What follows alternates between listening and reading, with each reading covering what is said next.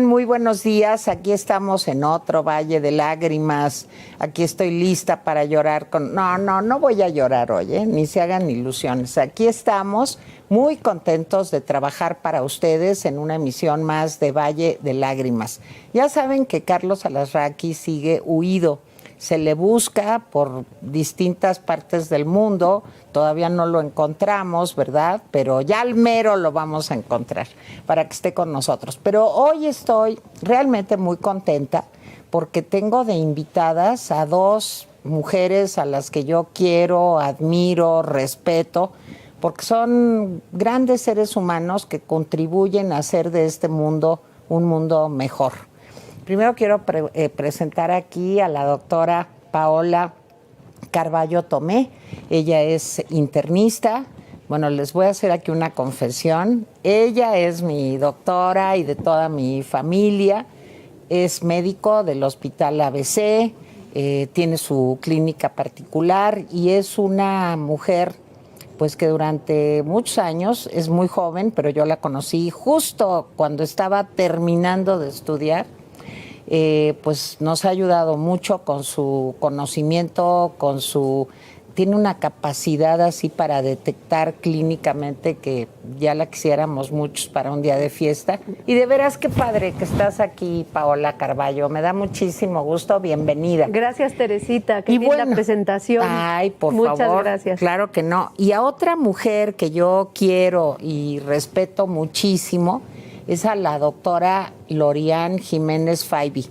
La doctora Lorian Jiménez Faibi pues nos ha simbrado, sacudido a mí y a todo el país con sus conocimientos, con su valentía, con su arrojo, pues para señalar muchos de los problemas pues que nos llevaron a vivir esta situación de pandemia tan mal llevada, tan mal resuelta por parte de las autoridades de nuestro país, el COVID-19.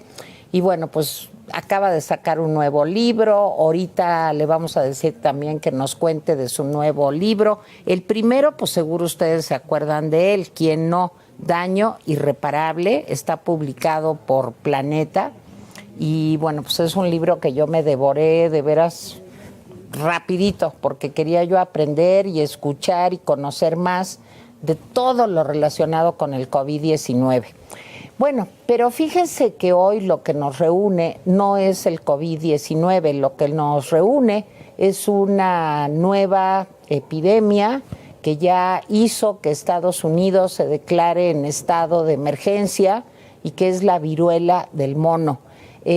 Pues como que nos suena el nombre gracioso y dice uno, ay sí, la viruela, pero ve uno las fotografías, ve uno el dolor que está causando esta enfermedad y vemos además, para desgracia, que mientras en otros países como Estados Unidos ya se declaró estado de emergencia, primero fue Nueva York, Illinois y California, los tres estados donde se declaró estado de emergencia por este problema.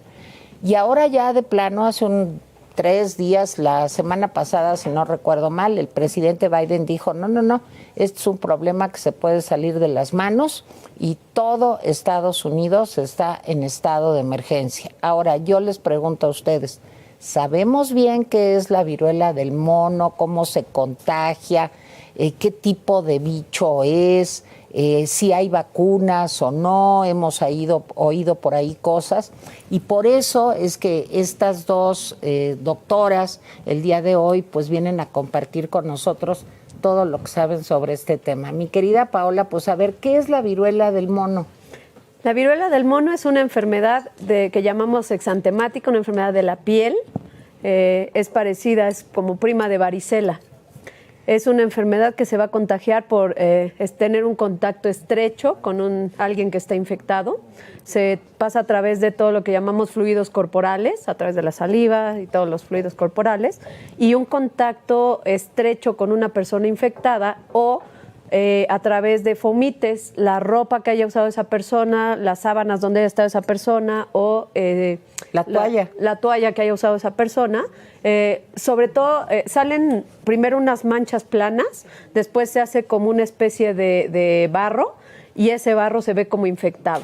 Y eso empieza a afectar la cara, después se va a las extremidades, a los brazos, a las piernas, y cuando esta mancha está en la piel, es cuando infecta. Esas son las cosas que infectan y a través de los fluidos corporales, de tal modo que si estás muy cerca de alguien con un contacto íntimo, dando besos, etcétera, etcétera, a través de la saliva se puede contagiar. Y si estás en contacto estrecho, también a través de la respiración puedes contagiar. Es un virus. Ya gracias al COVID ya aprendimos mucho de los virus, ¿no? Entonces es un virus que ya conocemos, es un primo de la viruela, aquella viruela que en 1980 ya terminó de ser una enfermedad, se declaró totalmente erradicada gracias a la vacunación que había, y pues es primo igual de la viruela, aunque aquella viruela era mucho más mortal que esta viruela. Esta viruela es muy poquitito, no es mortal prácticamente, 90% de las personas pasan perfectamente bien la enfermedad. Oye, a ver, Paola, fíjate que hay muchos mitos alrededor de la viruela del mono. Por un lado, dicen, es que solo es por transmisión sexual y la comunidad LGBTQ+ es la que tiene un mayor riesgo. ¿Eso es cierto o no es cierto? Los primeros casos que se reportaron en Europa sí fue un contacto más en relaciones sexuales hombre-hombre.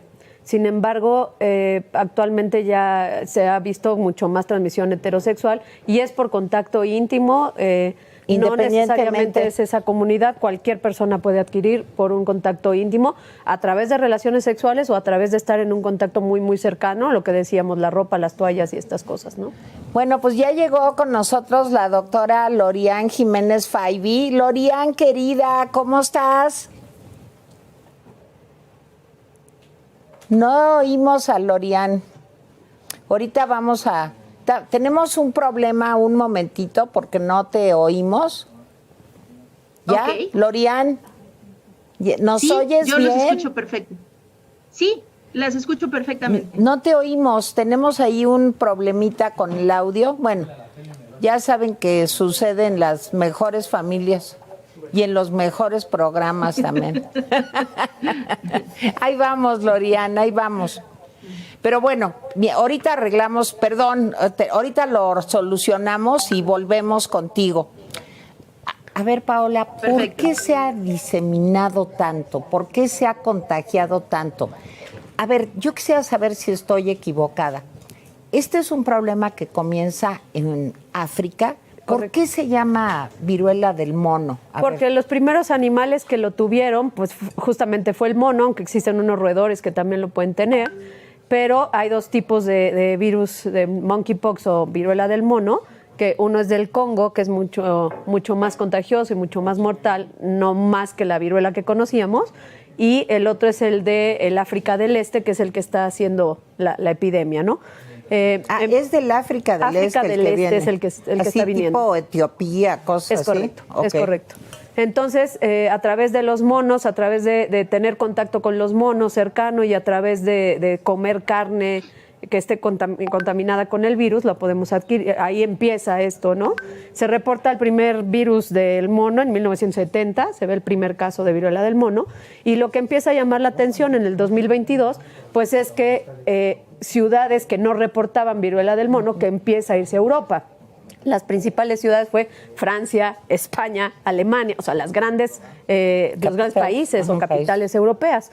Es un virus que, pues obviamente, en la edad reproductiva, pues es donde más está ahorita afectando. Y bueno, pues a través de tener esas relaciones sexuales, y no solamente la comunidad LGBTQI+, sino también cualquier persona. Entonces, pues es una población de riesgo donde pues las prácticas de sexo no seguro o de tener mucha intimidad con las personas, pues es lo que lo disemina. Pues es que ya, digo, vamos en un camino en donde ya prácticamente nada es seguro, porque lo que nos explicaba la doctora Carballo, oigan, les ofrezco una gran disculpa porque tenemos un problema técnico para poder hacer el enlace con la doctora Lorian Jiménez Faibi, pero en un momentito ya lo vamos a resolver.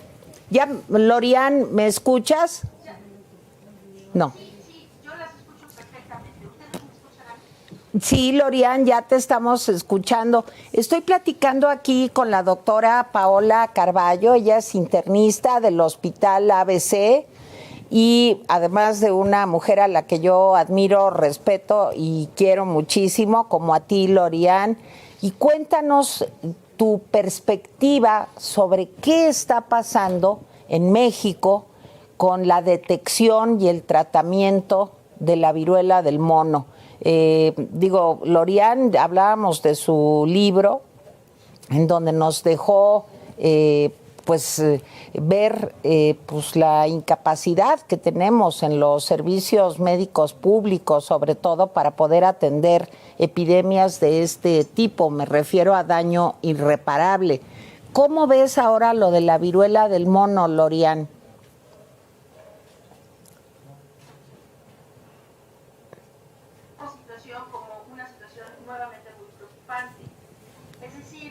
Parece que no se aprendió nada a partir de la pandemia de COVID-19, que a propósito, dejemos de hablar de la pandemia de COVID-19 en pasado. La pandemia sigue activa, sigue activa. Necesitamos seguir,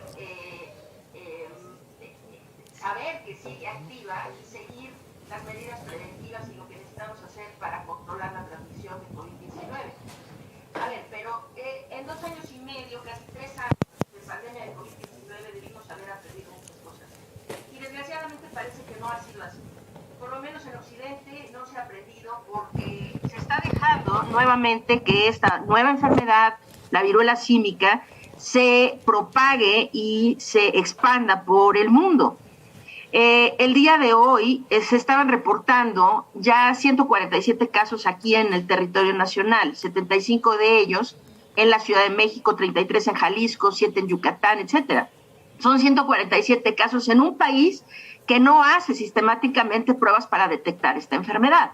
Es decir, ningún ciudadano hoy en México sabe exactamente qué debe hacer si cree que ha estado en contacto con el virus o con una persona que está contagiada. En realidad no hay información sobre a dónde tiene que ir la gente a hacerse una prueba, dónde se hacen pruebas, quién las hace, quién me va a hacer el diagnóstico. Es decir, hasta la cosa más rudimentaria no tenemos información. Creo que es una verdadera lástima. Necesitamos entender, lo que más preocupa en este momento es la minimización nuevamente de este problema. Necesitamos actuar esperando el mejor escenario, desde luego, con el optimismo de esperar el mejor escenario, pero preparados para el peor. Necesitamos actuar preparados para el peor escenario, de tal manera que estemos siempre actuando bajo los principios de menor riesgo, ¿no? Del riesgo más bajo. Aquí, como la doctora ya lo estaba mencionando, sabemos mucho más sobre viruela símica que lo que sabíamos sobre COVID-19 en el 2020, desde luego, ¿no? Que era una enfermedad totalmente nueva, que no teníamos prácticamente ninguna información. Y ahora, pero con viruela símica sí sabemos muchas cosas. Pero necesitamos dejar atrás los dogmas de repetir información del pasado y actualizarnos y saber exactamente lo que está pasando en este momento. La viruela símica inicialmente se transmitía solamente, es una infección zoonótica, igual que COVID-19, en el sentido de que se transmitía a los seres humanos solamente a través de otros animales, ¿no? Estabas preguntando por qué se le llama viruela del mono o viruela símica, y la doctora contestó esa pregunta excelentemente bien, en el sentido de que pues fueron primero algunas especies de primates en las que se detectaba este virus. Ahora brincó al ser humano, pero cuidado, la transmisión entre seres humanos ahora se está dando, y se está dando mucho más ávidamente de lo que hemos registrado en el pasado. Es decir, la viruela símica en realidad había estado muy confinada, era una enfermedad endémica en algunas regiones de África, y no así, mientras que sí se habían dado casos muy aislados fuera de África, no como está ocurriendo ahora, que ya se registran más de 30,000 casos a nivel mundial, en más de 75 países. Es decir, esto ya para todos fines prácticos es una nueva pandemia. Entonces, lo que aquí preocupa de forma muy, muy importante es que sí necesitamos ver la información que ya tenemos. Esta enfermedad no es benigna en nadie, es decir, en ningún grupo de edad es benigna. Hay que puntualizar que sí, no es una enfermedad exclusivamente de transmisión sexual, no es una enfermedad exclusiva de la comunidad de hombres homosexuales, como se ha querido llevarla a creer que es así. Esto definitivamente no es el caso. Esta enfermedad se puede transmitir entre cualquier persona, de cualquier edad, de cualquier sexo y de cualquier preferencia sexual. Okay. Ahora, los índices de mortalidad han sido muy bajos en este momento porque se ha estado transmitiendo entre adultos. Pero hay que tener memoria de lo que pasó en la República Democrática del Congo no hace muchos años, cuando la propagación se dio entre una comunidad de menores de edad. Se dio un contagio muy amplio entre menores de edad, más de 380 menores de edad fueron contagiados, y los índices de letalidad entre menores de edad ahí se registraron en alrededor del 20%, queriendo decir que debe preocuparnos mucho la situación de que esta enfermedad hoy se está dando, tal vez sí, más, no tal vez sí, hoy sí se está dando más entre adultos, tal vez entre hombres que tienen relaciones con otros hombres. Esto no va a ser el caso por mucho tiempo. Es decir, va a empezar a transmitirse entre otras personas, como ya vemos mujeres infectadas, y ya se reportan casos de menores de edad infectados en diferentes partes del mundo. Esto es lo que debe preocuparnos de forma importante. Muy bien, Lorian Jiménez Faibi, muchas gracias, doctora. A ver, Paola, yo soy una persona que de pronto me empiezo a sentir mal. ¿Qué síntomas tengo para que deba yo ir al doctor, al médico? En caso de la viruela símica, lo que vamos a tener es que vamos a empezar con el periodo prodrómico, en donde empezamos como cualquier otra enfermedad viral: fiebre, dolor de cabeza, malestar general, dolor de músculos, dolor de articulaciones, y alrededor del quinto día entonces empieza a aparecer estas manchitas que empiezan inicialmente planitas, de ahí se hacen en forma de barro, se hacen elevadas las lesiones y se hacen como llenas, pueden ser ampollas, pueden ser llenas de líquido transparente, o pueden ser llenas de pus.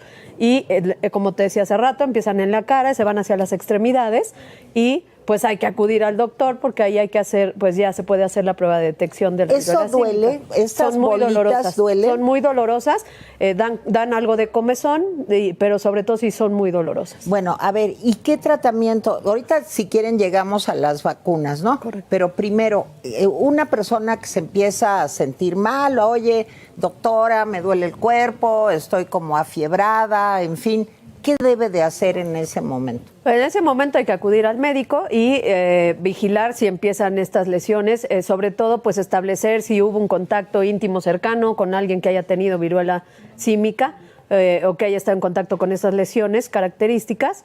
Y lo importante decir aquí, bueno, el tratamiento va a ser otra vez sintomático, es decir, existen antivirales contra este virus, sí existen. Pero la gran mayoría, este virus es mucho más malo en personas que decimos que tienen bajas defensas. Niños menores de 8 años es peligroso, personas que tienen bajas las defensas es mucho más peligroso que en la población general.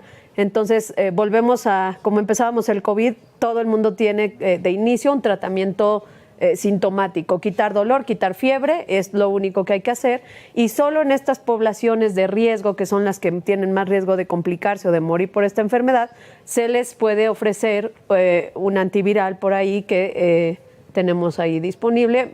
En México no, en Estados Unidos sí, ¿no? Bueno, yo creo que será interesante oír, no sé si ya está listo el enlace con Alan Pinzón.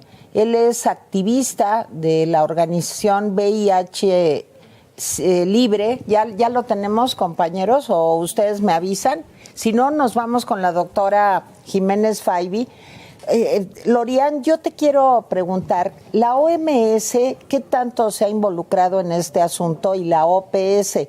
Porque comentábamos la doctora Carballo y yo antes de que nos integráramos las tres, pues que en Estados Unidos empezaron con que, híjole, primero en Nueva York, luego en Illinois, luego en California, y el presidente Biden, como tú bien sabes, pues ahora ya dijo que Estados Unidos está en estado de emergencia. ¿Cómo está viendo las autoridades, cómo están viendo las autoridades sanitarias del mundo el problema de la viruela del mono? Bueno, la Organización Mundial de la Salud tardó un poco en dar la alerta, en declarar a la viruela símica como una enfermedad o ya una epidemia de preocupación global, etcétera. Tardó un poco, hay otras organizaciones internacionales que lo hicieron antes que la Organización Mundial de la Salud.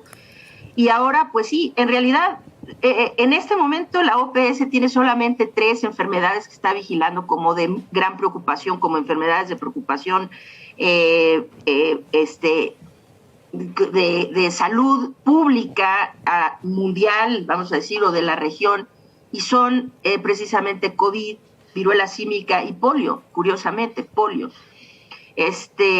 Pues sí se declara, se hacen estas declaratorias y se dice, como aquí en México, ¿no? Pues sí, ya se hizo la declaratoria de que se está haciendo caso a lo que dice la Organización Mundial de la Salud, en términos de que pues es una enfermedad de preocupación, que tiene potencial epidémico o pandémico y que debemos estar alertas, pero estamos a ver en realidad qué es lo que se está haciendo, qué es lo que se está haciendo.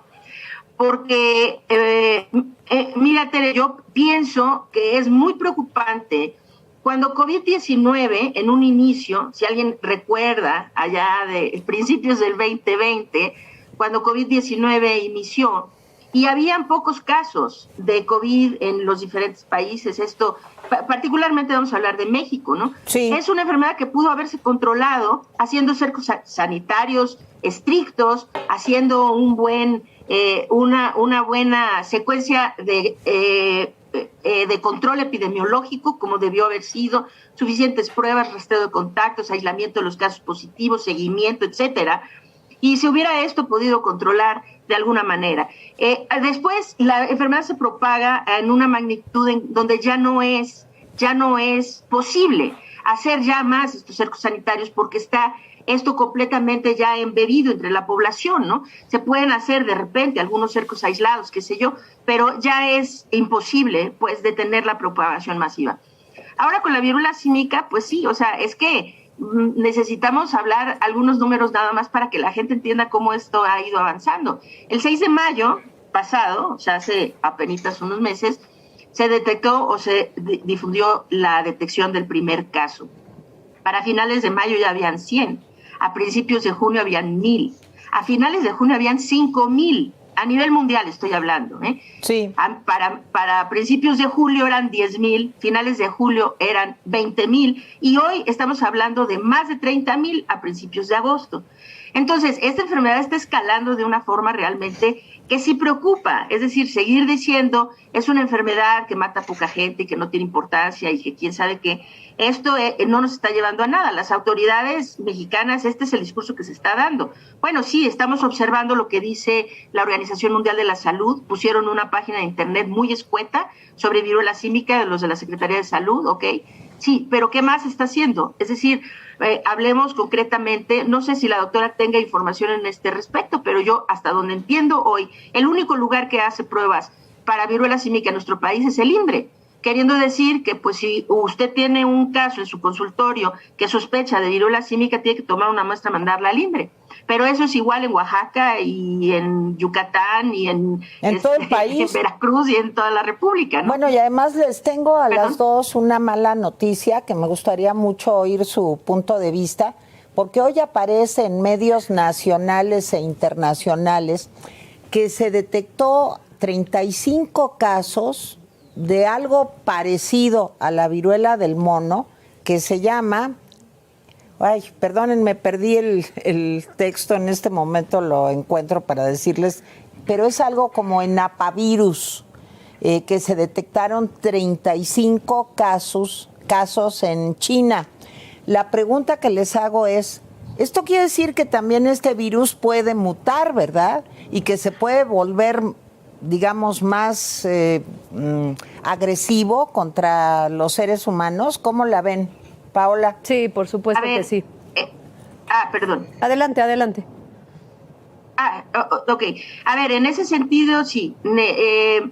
Lo que se dijo en un inicio, necesitamos entender la diferencia entre un virus como el virus SARS-CoV-2, que está causando COVID-19, y que es un ortopox virus, que está causando la viruela símica.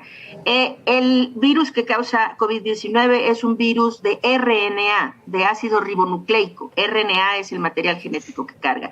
Este virus de la viruela símica es un virus de DNA, de ácido desoxirribonucleico. Entonces, ¿qué es lo que esto significa? Los virus de RNA tienden a incorporar mutaciones en un ritmo mucho más acelerado que los virus de DNA, que tienden a ser más estables, y mientras que todos los virus incorporan mutaciones en un ritmo mucho más acelerado que otros microorganismos y otras formas de vida, vamos a decir, las células procarióticas, bacterias, arqueas, o células eucarióticas como de las plantas, de los animales, de los seres humanos, los virus incorporan todos mutaciones en un ritmo mucho más acelerado que el resto de las especies en el planeta. Pero los virus de DNA incorporan de los virus mutaciones en un ritmo menos acelerado. Pero, ojo, cuando empezó la viruela símica, se dijo, han habido tan pocos cambios genéticos de este virus, que es, a través del tiempo, porque recordemos que este es un virus que se detectó en 1958, fue la primera vez que se identificó, ¿no? Y de entonces, a la fecha, la verdad es que sus mutaciones habían sido muy, muy discretas, muy discretas. Pero eso ya no es cierto. Ahora que se está propagando entre seres humanos de esta forma, como mucho más árida, que se está propagando entre seres humanos, si se ven las diferencias genéticas entre este virus que empezó el brote global actual de viruela símica y sus mutaciones y la transformación que ha tenido, es realmente, claro, nada como SARS-CoV-2, pero sí ha tenido una serie de diferencias y mutaciones que lo han llevado ahora a poderse propagar de esta forma mucho más efectiva de lo que lo hacía anteriormente, y pues sí sigue mutando. Ahora, no se puede esperar que mute al mismo ritmo o con los cambios radicales que ha mostrado SARS-CoV-2 en 2 años y medio, pero pues sí está mutando y cambiando, y en la medida en que se transmita más entre seres humanos, a más seres humanos, pues más rápido incorporará estas mutaciones. Oigan, ya encontré cómo se llama esta mutación en China, se llama enipavirus. Yo no sé, creo que es algo muy nuevo, apenas acaba de salir el día de hoy. Pero a ver, Paola, yo te voy a preguntar algo muy complicado. ¿Cómo podemos prevenir? Porque lo que dice Lorian es algo muy importante. En la medida que haya más contagios, aunque sea un virus de ADN y no de RNA, pues a lo mejor en una de esas empieza a mutar. Por supuesto. No quiero hacer terrorismo informativo, de veras, no se trata de eso. Se trata de que nos cuidemos y no que al rato vayamos a decir, ¿se acuerdan cuando? No, pues si se mueren 60,000 personas por el COVID, sería una catástrofe. Ya vamos en 600,000. Entonces, de eso se trata este programa. ¿Cómo prevengo esto, Paola? ¿Cómo le hacemos? Tú que estás todo el tiempo en hospitales, en el trabajo de consultorio clínico, ¿qué pasa?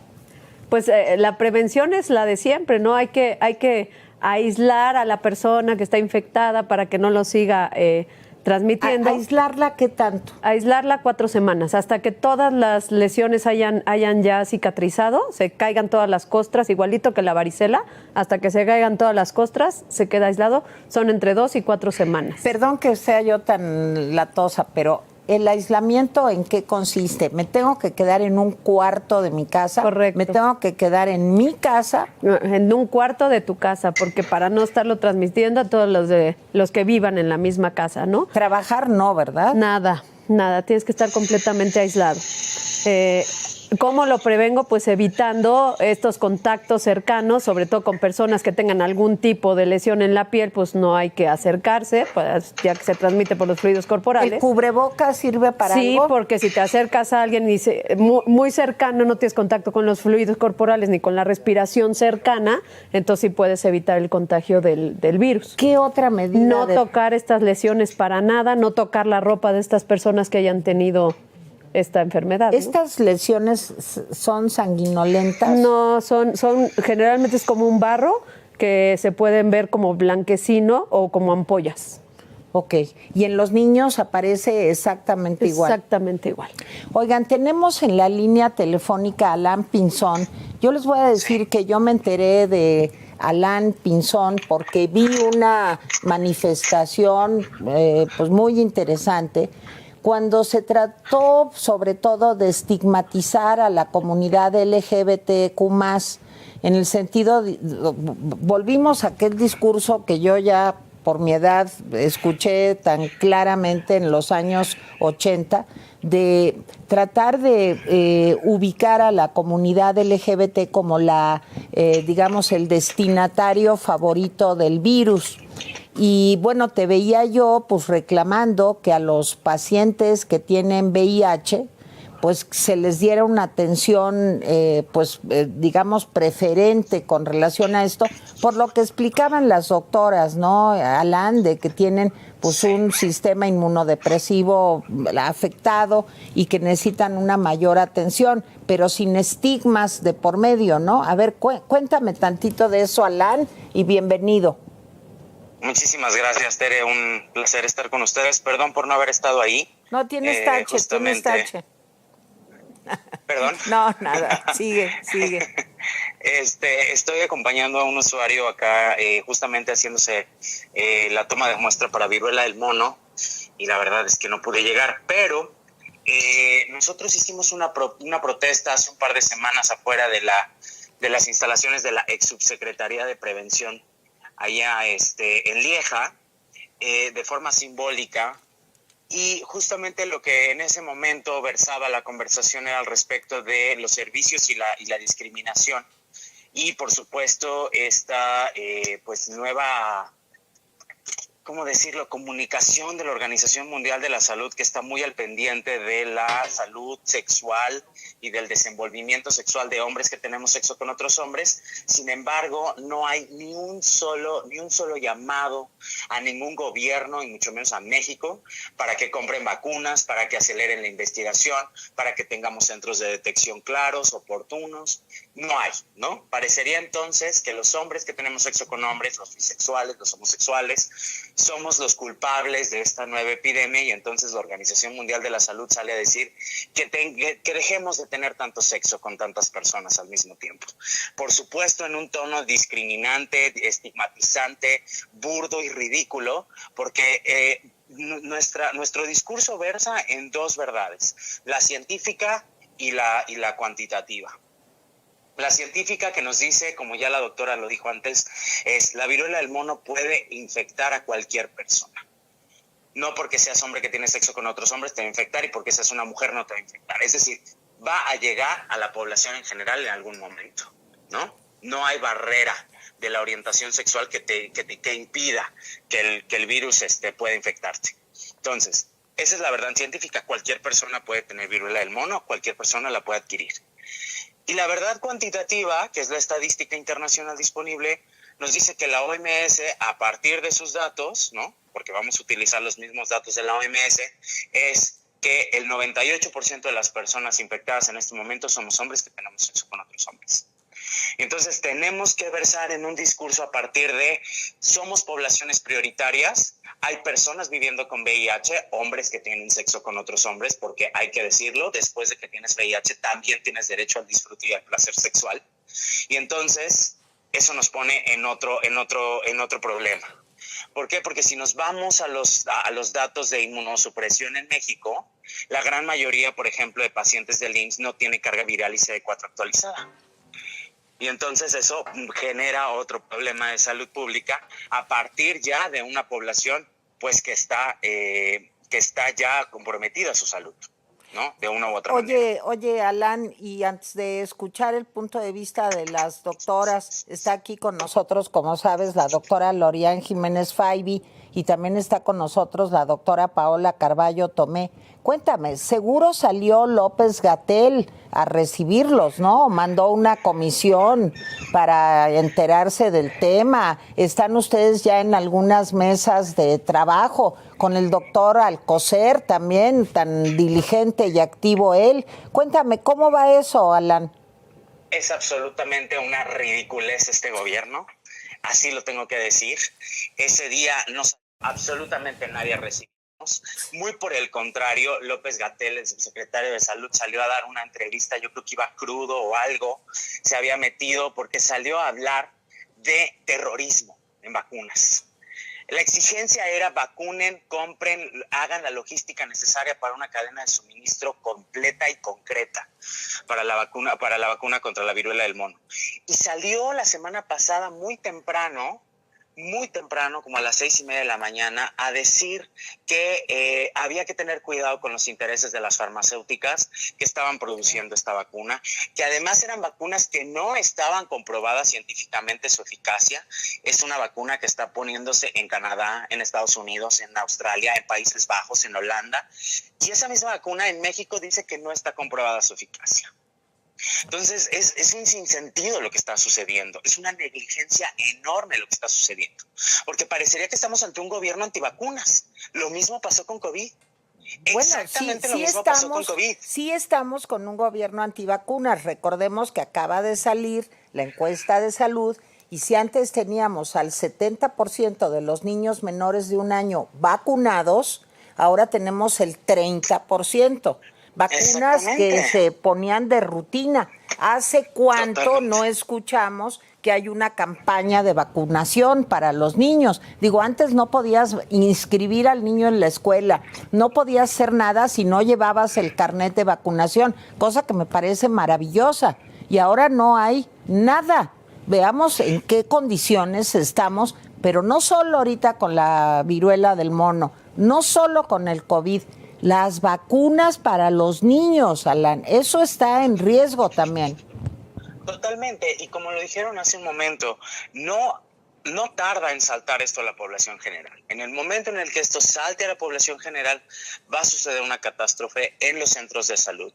¿Por qué? Porque no va a haber trabajo que te aguante de 4 a 6 semanas de aislamiento en tu casa pagándote incapacidad. Pero te voy a decir una cosa, ¿no? Traemos médicos cubanos, no importa que no estén certificados, no importa, o sea, con eso traemos 500 médicos y pues no importa que no sepamos si de veras son médicos, pues ahí los mandamos y ya, bueno, total, nos moriremos unos cuantos, pero pues no hay bronca, ¿no? Y aquí lo más grave es que parecería que este virus en este momento no importa, porque la estadística ahí está, ¿no? Y como somos hombres que tienen sexo con otros hombres, los mayormente afectados, entonces no hay comunicación oficial. Sacaron un par de manuales hace 2 semanas. La semana pasada sacaron un manual de atención de operación en los hospitales, pero a partir de eso no hay nada, Tere. Si tú en este momento recibes a una llamada de una persona que esté en Guadalajara, en Monterrey, en Colima, en Yucatán, en el Estado de México, no nos vamos tan lejos, no te va a saber decir en dónde se puede ir a tomar una muestra para que sea diagnosticado con viruela del mono. Y eso es lo primero que tendría que estar haciendo el gobierno. A ver, Alan, y por último, porque si no se nos va a acabar el tiempo, ¿a dónde llevaste a tu amigo que tenía síntomas de contagio? En este momento nosotros hemos llevado aproximadamente como a 20 personas a la clínica especializada Condesa, que es el único lugar en todo el país que parecería que están tomando muestras. Y el servicio es totalmente gratuito, obviamente, pero también es universal, hay que decirlo. No importa si tienes seguridad social o tienes IMSS o tienes ISSSTE, eso es muy bueno. Ahí te pueden tomar la muestra. Es importantísimo que la gente sepa. Ya teniendo los síntomas, sí tienen que irse a tomar la muestra, sobre todo si ya presentan lesiones, para que entonces se pueda dar un envío de la muestra al INDRE, que es otro problema porque son los únicos en el país que están haciendo muestreo, y puedan regresar los resultados en máximo 72 horas. Pero la única forma eficaz de prevenir la viruela del mono es la vacunación. Podríamos usar cubrebocas, podríamos cubrirnos las lesiones, pero la única forma eficaz de no infectarte con viruela del mono es la vacunación. No hay más. Alan, vamos a seguir en contacto. A mí me interesa muchísimo el tema y lo que estás haciendo y te agradezco muchísimo que hayas estado con nosotros. Tú eres parte de la organización VIH Libre, ¿verdad? Sí, soy director general de Vive Libre. Ok, muy bien. Pues Alan, te mando un abrazo cariñoso y seguimos en contacto. Y ahorita vamos a escuchar lo que dicen las doctoras de todo lo que nos has comentado. Gracias. Claro que sí, gracias. A ver, Lorian, pues ¿cómo ves? Estamos en las mismas de cuando platicábamos tú y yo del señor López-Gatell, ¿verdad? Que sigue siendo pues como la pesadilla. Pues sí, es una pesadilla, pero es una pesadilla que nos está llevando realmente a una situación catastrófica de salud pública, ¿no? Creo que Alan hizo varias puntualizaciones que son muy, muy importantes. Entre otras, la necesidad y gran importancia de tener vacunas contra viruela símica en el territorio nacional. Es increíble, vamos a decir, en Francia ya se abrieron centros de vacunación para la población abierta. En Estados Unidos se está vacunando. En ninguna parte del mundo, debemos decirlo, hay suficientes vacunas como para vacunar masivamente a toda la población mundial. En ninguna parte del mundo hay suficientes vacunas. Pero sí hay vacunas, por ejemplo, en Estados Unidos, pues se está priorizando precisamente a la comunidad que no es necesariamente la comunidad LGTB, etcétera, sino a los hombres que tienen sexo con otros hombres, les están dando prioridad y énfasis para la vacunación, vamos a decir, ¿no? Pero finalmente se está haciendo un esfuerzo por manufacturar más vacunas para poder llevarlas a la comunidad, a la población abierta, ¿no? Aquí en México, lo último que se supo es que no se tienen planes hasta tal vez en el ciclo 23-24 para comprar vacunas en este país contra la viruela símica. Esto es un absoluto sinsentido. Es decir, Alan también hizo una puntualización y creo que es bien importante que entendamos lo siguiente. Si bien hoy la viruela símica no se está propagando en la magnitud que lo hizo COVID-19, la viruela símica potencialmente puede ser una enfermedad que cause mucho más afecciones sociales, económicas, educativas, etcétera, que incluso COVID-19. Nada más entendiendo lo siguiente. La doctora ya describió muy bien las vías de transmisión. Se transmite por contacto cercano, se transmite por fómites, queriendo decir gotículas respiratorias que quedan en las superficies. Ahora sí, todo eso de lo que nos preocupábamos en el primer año de la pandemia de COVID, que era tocar superficies infectadas y luego autoinocularnos, vamos a decir. Ahora, para la viruela símica sí aplica. Y se transmite también de madres embarazadas, de mujeres embarazadas a sus bebés. Esto es muy importante también recordar esta parte. Y ahora se está investigando qué tanto se da la transmisión aérea de viruela símica. Algunos estudios sugieren que en realidad sí se da la transmisión aérea, otros sugieren que es una transmisión como facilitada por fómites, pero no necesariamente es la transmisión aérea, etcétera. Pero entre que si son peras o son manzanas, imagínense lo siguiente. Esto se transmite a una persona que estuvo en contacto, su ropa, sus toallas, las sábanas, la cama donde durmió, los cubiertos que toca, los platos de donde comió, una serie de cosas en donde COVID no se transmite de esa manera. Entonces, imagínense nada más, esta enfermedad requiere un aislamiento mayor de 4 semanas o más. No hay sociedad que pueda soportar que la fuerza de trabajo esté fuera en tiempos de 4 semanas, de 4 a 6 semanas, por los infectados. Esto es mucho más complicado en el sentido, si se vuelve una enfermedad que se propague lo suficiente en la población general, esto puede representar, imagínense nada más, y no es, como dijiste, no es terrorismo informativo. No se trata de asustar a la gente, pero sí necesitamos entender los riesgos. Vamos a decir, probarse ropa en una tienda. Probarte ropa en una tienda ahora se puede volver una práctica de alto riesgo, porque si alguien que tuvo viruela símica se puso esa ropa y luego me la pongo yo me puedo contagiar. Entonces, es decir, hay formas de contagio de viruela símica que no son las mismas de COVID, que vuelven a esta enfermedad potencialmente mucho más complicada desde el aspecto económico y social. Entonces, es indispensable, y como bien lo reiteró Alan, la forma de controlar y prevenir esto es, desde luego, teniendo una estrategia epidemiológica que en México no se tiene, y lo segundo y más importante es vacunando a la población. A ver, Paola, ¿el condón sirve para algo o no? Sí, el condón siempre va a servir, ¿no? Pero al final no solo hay lesiones únicamente en la zona genital, hay lesiones en la cara, en las manos, en las extremidades. Entonces, tienes contacto íntimo cercano, te vas a contagiar. No solo por ponerte un condón no te vas a contagiar, ¿no? Ahora, todo esto, esta situación tan terrible que mencionaba Alan en cuanto a las personas que tienen un trastorno inmunodepresivo, ¿cuáles serían, para que lo oiga el público, cuáles serían las enfermedades en donde tendrían que estar muy atentos para que no se complique más una situación así? Aquí tenemos la gran ventaja que ya existe la vacuna. No estamos como en COVID, ¿no? Que, híjole, no había vacuna y tuvimos que esperar casi 2 años para tener la primera vacuna, y en cuanto salió la primera ya había otra cepa y estas cosas. Aquí tenemos la ventaja que la vacuna existe y ya está. Entonces, todas las poblaciones de alto riesgo son las que tenemos que tener vacunadas ya. Niños menores de 8 años, personas que tengan bajas de defensa. ¿Se puede poner a niños menores de 8 años? Sí, por supuesto que se puede poner. Sí.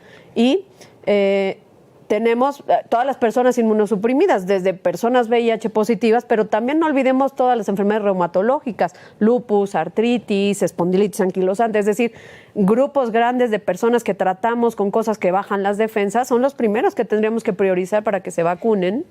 A ver, cuando el COVID preguntábamos, oye, ¿y las personas que tienen diabetes o que tienen hipertensión o, en fin, ese tipo de enfermedades crónicas, degenerativas, también son potencialmente de alto riesgo o no tanto? Diabetes también se considera una enfermedad que tiene un poco bajas las defensas y que es más fácil que tengan enfermedades.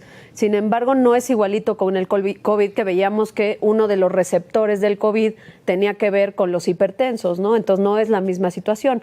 El que tengas una enfermedad crónico-degenerativa, claro que te ponen más desventaja, pero los que ahorita deberían ser vacunados ya son personas francamente inmunodeprimidas y niños menores de 8 años. A ver, doctora, otra cosa que mencionó la doctora Jiménez Faibi que se me hizo terrorífica, ¿cómo es esto de una señora embarazada le puede transmitir esto a su bebé? A ver, explícanos un poquito de esto. Pues sí, el virus es una molécula tan pequeña que puede pasar a través de la placenta y llega al bebecito, y decíamos los fluidos corporales, ¿no? A través de la leche materna también se puede transmitir este virus, y obviamente pues si tiene lesiones la madre y está con el bebé cercano, lo va a transmitir también, ¿no? Oye, Lorian, ya sé que no está haciendo absolutamente nada, ya lo platicábamos un poco sarcásticamente con Alan, en el sentido de que pues ni están enterados ni les preocupa, y lo que tratan es de bajarle siempre el tono a la alerta que deberíamos de tener. Pero a ver, en un mundo ideal, ¿cuáles serían las medidas en cuanto a salud pública que se tendrían que tomar para contener un poco la enfermedad? Sí, bueno, la principal ahorita, los casos ya van en 147. Hace un par, o 2 o 3 o 4 semanas, estábamos hablando de cifras en 2 dígitos, ¿no? Cuando la enfermedad, cuando precisamente en el momento en el que la enfermedad hay tan pocos casos del padecimiento, es el momento más efectivo, económico y correcto, prevenible, para ¿no? establecer muy medidas de contención epidemiológica realmente enérgicas. Ahora con 147 y pensando que puede esto estar ya subestimado y una serie de cosas, no lo sé, pero se necesitaría estar haciendo unos cercos sanitarios realmente muy tradicionales, de caso por caso, rastreo de contactos, aislamiento de los positivos, etcétera, para evitar que esto se propague más. Esto sería lo primero. Hay que dar información a la población. La comunicación con la población es una de las piezas claves para controlar estos problemas. Es decir, la información que se dio siempre con COVID fue una información realmente fue una estrategia de comunicación tan catastrófica en donde era el propio subsecretario el que ponía en duda la eficacia del cubrebocas, vamos a decir. No, bueno, es y el presidente, básica, ¿no? Perdónenme, pero el presidente con los detentes y las estampitas y que a él no le pasaba nada porque tenía un trébol verde de 4 hojas. Digo, es que de veras. Y esto, pero esto, más allá de que nos burlamos y decimos, ay, qué tontos y qué sé yo, y cómo pueden decir cómo pueden decir tanta tontería, esto ha cobrado vidas, es decir, muchas. El discurso que se dio de los niños no se enferman de gravedad de COVID-19, los niños casi nunca se hospitalizan, casi no se mueren, ellos no es necesario priorizar la vacunación en niños, ¿por qué? Porque pues ellos casi no se enferman, bueno, lo que esto ha traído es muchas más muertes de menores de edad en la tercera, cuarta y quinta ola de lo que hubo en la primera y segunda ola, porque la población lo entiende así. Bueno, entonces mis niños no están en riesgo, finalmente a ellos no les pasa nada, no se infectan, no se complican, ¿no? Esto, aunado a la falta de vacunación, ha hecho que la proporción de menores de edad muertos y hospitalizados. Ayer justamente estaba haciendo un análisis en donde esto a mí me parece algo completamente lastimoso, que en esta quinta ola, el segundo grupo con una proporción mayor de hospitalizaciones fueron los menores de edad, solo detrás de los adultos mayores. Porque no los vacunan. Ese grupo que efectivamente eran los que padecían la enfermedad casi siempre de forma más leve, que se hospitalizaban menos, que se morían menos. Hoy son el segundo grupo con la mayor proporción de hospitalizados después de adultos mayores, porque no están vacunados y porque el mensaje que se le dio a la población es, no se preocupe porque los menores no les va mal. Es que yo creo que los nietos del doctor Alcocer ya son adultos mayores, entonces por eso, pues ya no, ya cuando dice que a los niños no, pues es que hace muchos años que no ven niños, entonces pues, ¿cómo ves, Lorian? No, pero digamos, ahora con la viruela símica, ¿cómo me gustaría ver que algo ha cambiado y que las cosas mejoran y que se aprendió de COVID-19? Y esto lamentablemente no es así.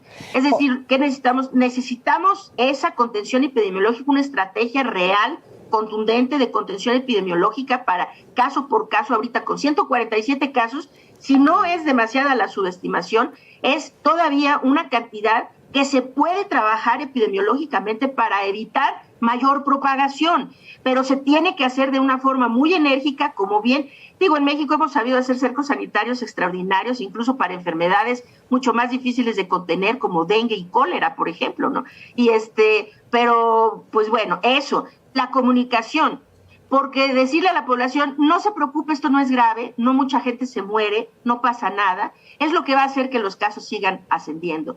No es que a la gente se le necesite espantar, no es que hay que aterrorizar a la población ni nada por el estilo, es darle la información correcta. Si no nos cuidamos y dejamos que esto se salga de control, como COVID-19 se salió de control, esto puede ser incluso peor que COVID-19 en el sentido de las complicaciones sociales y económicas que puede esto causar. Y lo que no vimos en COVID-19, han muerto demasiados niños, desde luego, de COVID-19, han muerto demasiados niños. Pero de alguna manera la gente indolente le consuela que hayan sido más los adultos mayores los muertos que los niños, ¿no? Pues con la viruela símica es exactamente lo opuesto. Nada más que se empiezan a contagiar hasta donde sabemos. Esta enfermedad va a ser muy letal en niños, es más letal en menores de edad que en cualquier otra población. Okay. Entonces, necesitamos buena comunicación y necesitamos, así, indiscutiblemente, más que traer los antivirales y más que ampliar la capacidad hospitalaria y más que... necesitamos vacunas. La medicina preventiva es el centro de lo que nos puede llevar al control. Hasta el día de hoy, la estrategia con COVID-19 pues vamos a reconvertir a hospitales y tener más ventiladores y más unidades de terapia intensiva, vamos a traer médicos cubanos y más unidades de terapia intensiva y más ventiladores no han salvado vidas. Lo que se hubiera podido hacer para salvar vidas es tener una comunicación social lo suficientemente clara para poder establecer medidas preventivas desde la base poblacional. Es decir, para la prevención de estos casos es la clave para detener estas enfermedades. Muy bien, Lorian. Oigan, pues antes de hacer la última pregunta a mis invitadas, ¿qué nos va a matar primero? ¿Un virus o la 4T? Después que les haga yo esta pregunta, antes de que les haga yo esta pregunta, nos vamos con Vero. Vero, cuéntanos, ¿cómo estamos? ¿Cómo Hola, vamos? Tere. Pues muy bien, muy contentos. Hay mucha participación en el chat de muchas personas. Muchísimas gracias. Recuerden que es súper, súper importante que le den like a este video, la manita arriba que está abajo, para que así YouTube se lo recomiende a mucho más personas. Es una manera de apoyarnos completamente gratis. Solamente le tienen que dar clic a la manita hacia arriba, se va a poner de color azul y así ya saben que nos están ayudando.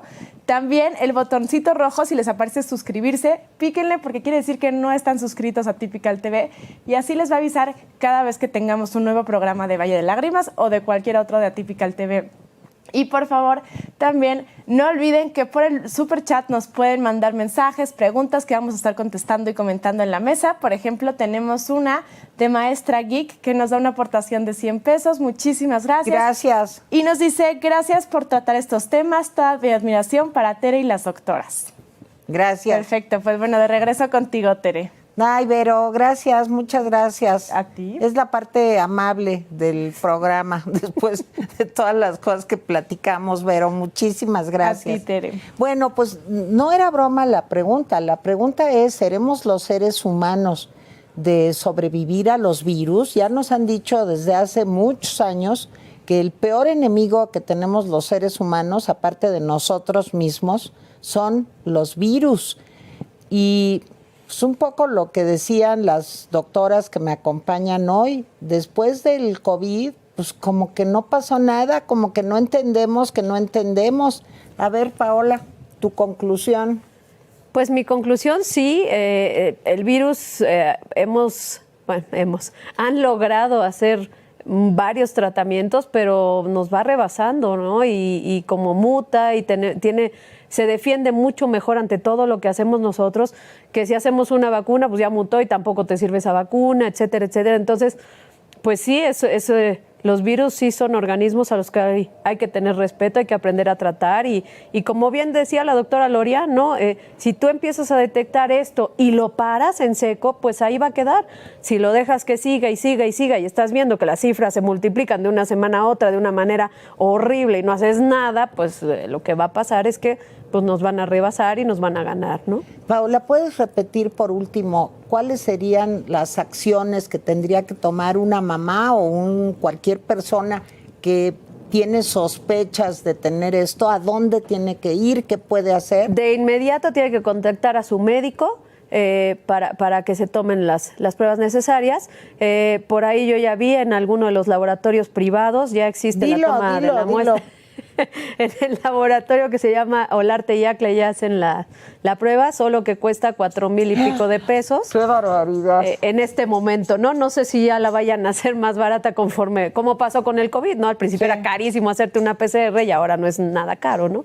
Entonces ya uno de los laboratorios lo hace ahí de manera particular. Pero bueno, lo primero es acudir al médico y pues decirnos los factores de riesgo que tiene el paciente, ¿no? Que generalmente pues sí el grupo más grande pues son a través de relaciones sexuales, ¿no? Ok. Y también en la clínica Condesa, que yo creo que es un servicio maravilloso, y hay varias clínicas Condesa en la Ciudad de México, en Iztapalapa hay una, también en la colonia Condesa, y ahí están haciendo la prueba. Y bueno, esto que dice Paola de Olarte, pues es carísimo, de veras. Pero bueno, si usted puede, pues a lo mejor eso está salvando su vida, entonces pues, hay que ver, ¿no? Y esto va a bajar, como tú decías, ¿no?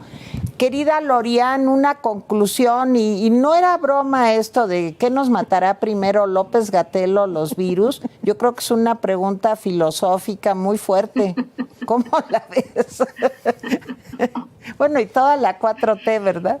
O sea, para ser exacto. Bueno, yo creo que es una desgracia que todo esto esté ocurriendo precisamente con este gobierno, ¿no? O con estas autoridades sanitarias. Yo creo que en ningún otro momento se hubiera vivido esto de la forma como se ha vivido, con una indolencia, una irresponsabilidad, una negligencia. O sea, ha sido así flagrantemente un fracaso, ¿no? Y esto, por ejemplo, lo que contaba Alan, cómo duele saber que, por ejemplo, fueron a manifestarse y el subsecretario sale a hablar de hay que tener mucho cuidado con los intereses farmacéuticos y una serie de cosas. El gobierno está más preocupado por promover estos discursos anticapitalistas, antineoliberales y qué sé yo, que ver algo que es esencial y básico, que es ver por la salud y la vida de su población. Es decir, si las farmacéuticas ganan o no, pues si yo salvo la vida de mi población, a mí qué me importa que las farmacéuticas ganen. Es decir, debemos dar gracias que tuvimos las vacunas contra COVID-19 tan pronto.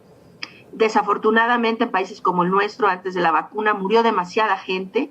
Hoy en nuestro país estamos sumando más de 750,000 muertes documentadas por COVID-19 o asociadas a COVID-19 o a consecuencia de la pandemia. Y hoy afortunadamente no registramos todavía ninguna muerte por viruela símica. No se registran muertes en nuestro territorio por esta enfermedad, pero hay que escucharlo con mucha claridad. La viruela símica no es una enfermedad benigna en nadie, en ninguna persona de ninguna condición de salud, de ningún sexo, de ninguna edad. No es benigna en nadie. Es una enfermedad dolorosa, muy dolorosa, de hecho, una enfermedad que puede dejar cicatrices duraderas. Sí, es una que enfermedad puedes quedar desfigurado, ¿no? ¿Perdón? Puedes quedar desfigurado. Sí, bueno, no tan desfigurado como la viruela humana. Con la viruela humana era literalmente así, quedar completamente desfigurado, ¿no? Aquí no es tanto quedar desfigurado, pero sí se queda con muchas cicatrices duraderas que son terribles, sobre todo si se da en la cara o en otras zonas del cuerpo visibles, ¿no?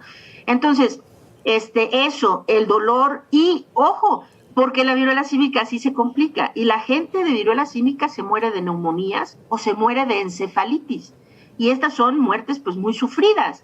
Entonces, hay que entender que lo que hoy nos está aquejando en el mundo con estas enfermedades que vienen y se habla de otras enfermedades, tal vez todo a consecuencia de la pandemia de COVID-19, por haber descuidado la vacunación de otras enfermedades, por los posibles efectos que COVID-19 tiene a largo plazo sobre el sistema inmunológico de los seres humanos, que parece que cada reinfección de COVID-19 es como acumulativa del deterioro sistémico e inmunológico de una persona, pero ahora estamos hablando de enfermedades que dejamos de hablar de ellas durante mucho tiempo, como la polio, por ejemplo, ¿no?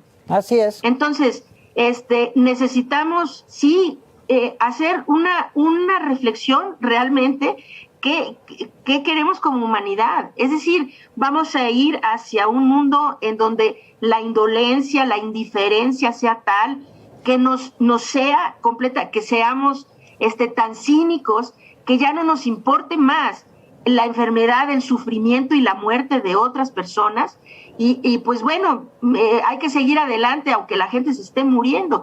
Yo creo que necesitamos hacer un poco de conciencia sobre esto y ver que nos están aquejando enfermedades insospechadas, ¿no? Que no hubiéramos pensado tener una pandemia con la gravedad de COVID-19 y ahora superpuesta esta que pues para todos fines prácticos ya podría considerarse otra pandemia, la de la viruela símica.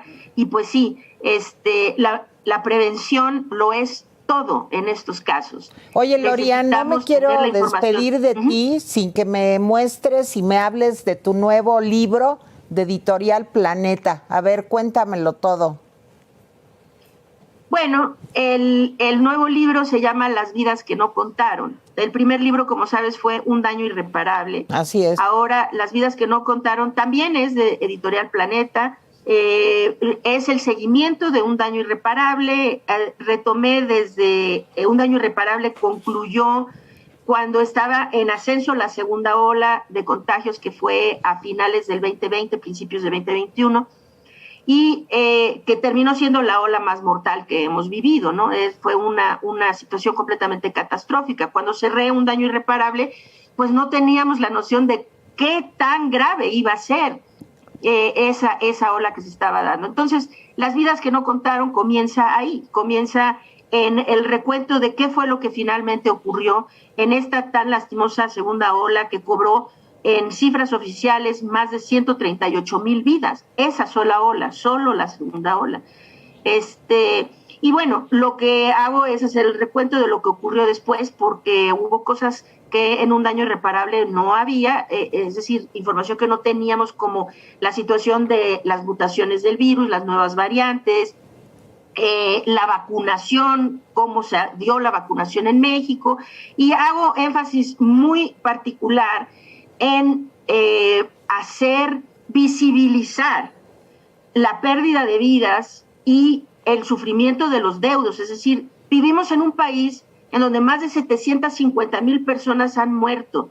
Esto significa 750,000, tal vez aproximadamente, familias que han perdido seres queridos, que a partir de la tercera ola en adelante, la mayoría son muertes que pudieron prevenirse a través de la prevención, de la prevención del contagio y de la vacunación, queriendo decir que las muertes que se han dado posteriores a la segunda ola son muertes que pudieron haberse evitado. Y lo que ocurre ahora es que no solo estas familias sufren por la pérdida de sus seres queridos, sino que son revictimizadas por un gobierno que quiere silenciar en la catástrofe que ocurrió, decir, denle la vuelta a la página, vamos a seguir adelante como si aquí nada hubiera pasado. Es decir, que se revictimizan. Por eso el libro lo intitulé Las vidas que no contaron. Es decir, habla desde luego del subconteo de cifras, de no haber contado muchas de las vidas perdidas numéricamente, pero más que nada hace inferencia sobre, al no contar esas vidas numéricamente, lo que ha pasado es que el gobierno está dando a entender a esas familias que esas vidas no contaron en la acepción de no importar. Así es. Y con este libro quise hacer honor a todas esas familias y personas que han perdido seres queridos, para decirles que esto no es un sentir nacional.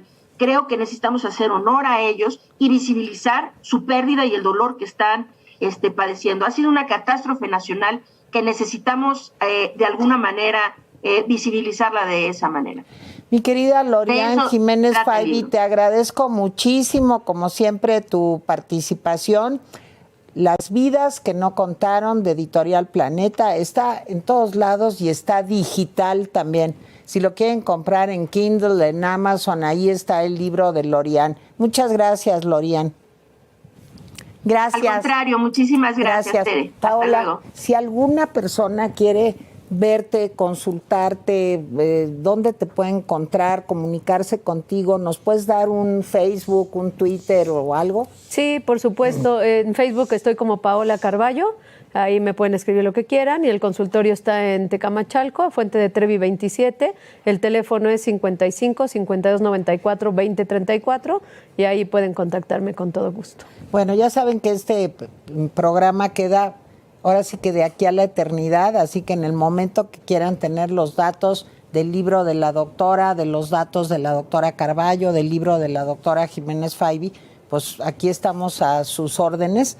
Y también ahí en el video pues salió, y también el nombre de la agrupación de Alan Pinzón es Vida Libre, VIH Libre. Y estoy yo también a sus órdenes siempre. Ahí los veo al ratito en el Rapidín. Espero que ahí nos acompañen en mi canal también de Tere Vale. Bueno, pues una vez dichos todos estos mensajes, démosle un aplauso a nuestras invitadas. No, gracias. Muchas gracias y nos vemos la semana entrante. Gracias, gracias Paola, gracias gracias a ti. Lorian, gracias.